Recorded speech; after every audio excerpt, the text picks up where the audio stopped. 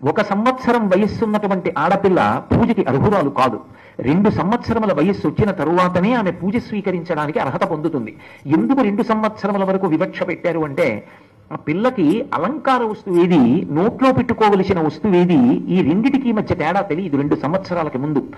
చందనం అలంకారం చేశామనుకోండి, అసలు చెయ్యికి చందనం అలంకారం చేయించుకోరు వాళ్ళు, ఎందుకంటే అదేదో పూశారని భయపడతారు. లేదా అథవా అదేదో నాకచ్చు తినచ్చు అనుకు నోట్లో పెట్టుకుంటారు. చందనం విషతుల్యం. అందుకని 2 సంవత్సరముల వయస్సు వచ్చే పర్యంతము ఆడపిల్లకి కుమారీ పూజ చెయ్యవద్దు. 2 సంవత్సరముల నుండి 10 సంవత్సరముల వరకు కన్యగా ఉన్నటువంటి పిల్లకి మాత్రమే పూజ. కాబట్టి 10 దాటితే ఇక పూజార్హత ఉండదు, 10 ఏళ్ల వరకే పూజ చెయ్యాలి. కాబట్టి ఇందులో ఏ వయస్సు ఉన్నటువంటి పిల్లకి పూజ చేస్తున్నారు అన్న దాన్ని బట్టి ఆ పిల్లకి ఒక పేరు ఉంటుంది. అమ్మవారి యొక్క విభూతి ఆమె ఎందుకు ప్రసరించి. 1 సంవత్సరం వయస్సున్నటువంటి ఆడపిల్ల పూజకి అర్హురాలు కాదు.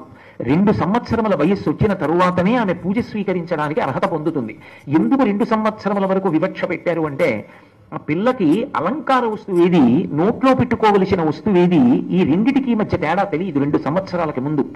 చందనం అలంకారం చేశామనుకోండి, అసలు చెయ్యికి చందనం అలంకారం చేయించుకోరు వాళ్ళు, ఎందుకంటే అదేదో పూశారని భయపడతారు. లేదా అథవా అదేదో నాకచ్చు తినచ్చు అనుకు నోట్లో పెట్టుకుంటారు. చందనం విషతుల్యం. అందుకని 2 సంవత్సరముల వయస్సు వచ్చే పర్యంతము ఆడపిల్లకి కుమారీ పూజ చెయ్యవద్దు. 2 సంవత్సరముల నుండి 10 సంవత్సరముల వరకు కన్యగా ఉన్నటువంటి పిల్లకి మాత్రమే పూజ. కాబట్టి 10 దాటితే ఇక పూజార్హత ఉండదు, 10 ఏళ్ల వరకే పూజ చెయ్యాలి. కాబట్టి ఇందులో ఏ వయస్సు ఉన్నటువంటి పిల్లకి పూజ చేస్తున్నారు అన్న దాన్ని బట్టి ఆ పిల్లకి ఒక పేరు ఉంటుంది. అమ్మవారి యొక్క విభూతి ఆమె ఎందుకు ప్రసరించి.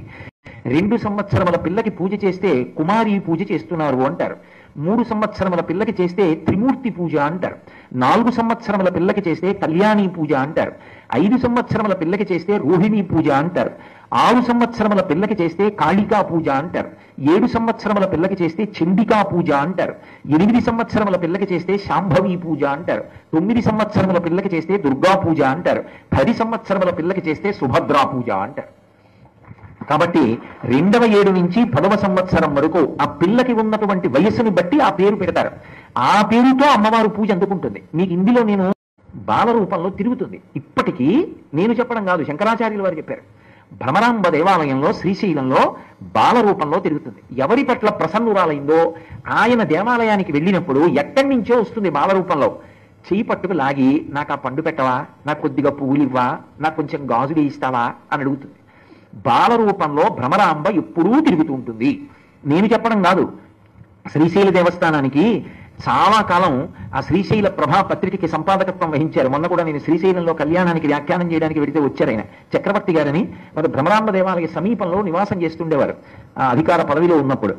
రాత్రి బాగా చీకటిగా ఉన్నప్పుడు ఏదో జల్లు పుడుతోంది, బట్టలు తీద్దామని చెప్పి బయటికి వెళితే భ్రమరాంబ దేవాలయం దగ్గర అమ్మవారు తన యొక్క చెలికెత్తెలతో కలిసి నడుస్తున్న గజ్జెల చప్పుళ్ళు ఆయన ఎన్నో మాటలు విన్నారు. ఆయనే ఆ మల్లెల తీర్థం దగ్గర చెట్లు ఎగిరి విడుతుండగా కూడా చూసింది ఆయనే. ఆయన అదృష్టం. శ్రీశైలంలో అన్ని విచిత్రాలు ఆయన దర్శనం చేయగలిగారు. కాబట్టి భ్రమరాంబ బాల రూపంలో తిరుగుతుంది. అంతవరకు